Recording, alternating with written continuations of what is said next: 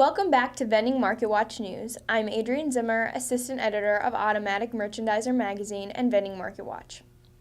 Many operators have made the transition into micromarkets, but there are still a large portion of operators within the U.S. who have concerns about the addition of micromarkets into their business.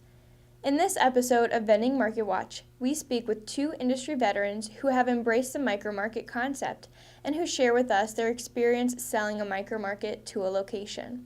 I was hooked right away. I knew that once seeing it and seeing the customer interaction, that it's something that was going to be very positive for us. Kevin Van Hazel, managing partner at Ace Vending, spoke with us about his experience integrating micromarkets and how he sells the micromarket concept to companies. His first order of business is to get into contact with the company's human resource department and request a meeting. Although it's not always the case, each company's HR department usually will be the point of contact when making a sale to a location. The best case is we take them outside to see one of our existing markets, because that way they see the customers at the location. And it's funny, when we go out to locations, we don't prep them, and odds are they're going to talk to somebody there. Hey, how do you like this? And every single time it's awesome, great. I use it all the time. For Van Hazel, seeing is believing when it comes to the micromarket. When speaking with a potential client, he highlights several important features of the micromarket. They have to see it. They have to go and watch the employees using it and what a positive experience they have. And literally, that's our main sales focus. That usually grabs the customer, and there's tons more options of products to your employees. It uses about half the electricity that a typical vending bank does. Productivity, it keeps your employees on site to where they're being more productive. Making sure that the location understands the employee benefits of a micromarket is one of the most important aspects to highlight when selling to a location.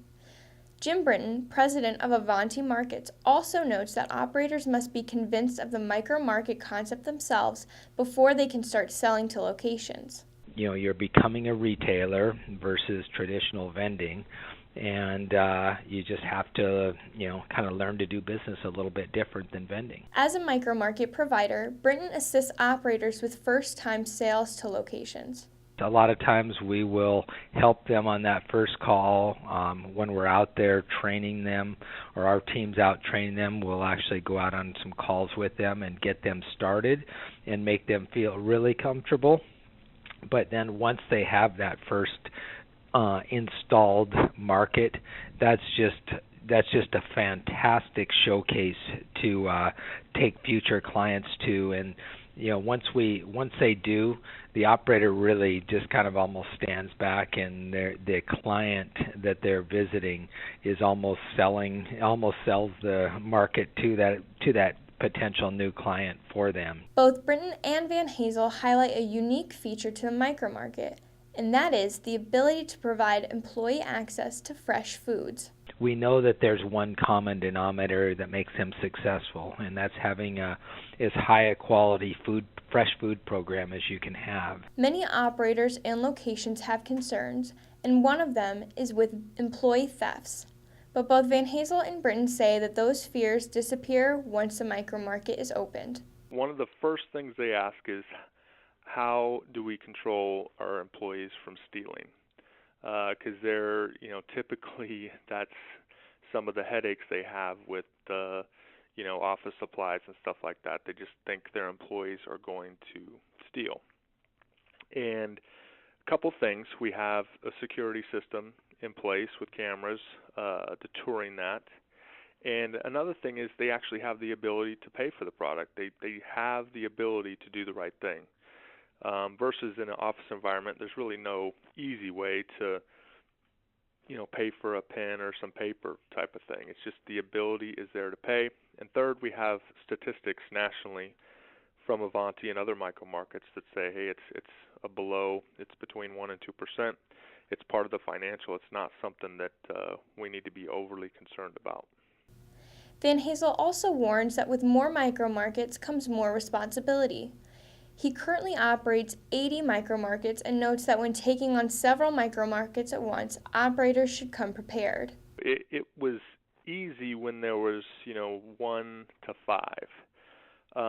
Once you get over that 5 threshold, your warehouse starts to become, quite a bit more SKUs in the warehouse, and because we pre-pick the markets, the pre-pick becomes very difficult because you're using paper at that time, or we were. So I would say that the biggest thing that you need to do is get into a light picking system. We use Lightspeed, and that has, completely managed our ability to grow in this space without any issues. For those operators who are looking to add micromarkets, Van Hazel and Brinton offer some advice. Take out vending and you put micromarkets in, and your revenue's doubled overnight, and your margins increased, and you have a better relationship with the customer, and you have the ability to promote products, and you can collect sales taxes. All those positive aspects, I think they'll see right away once they get into a market.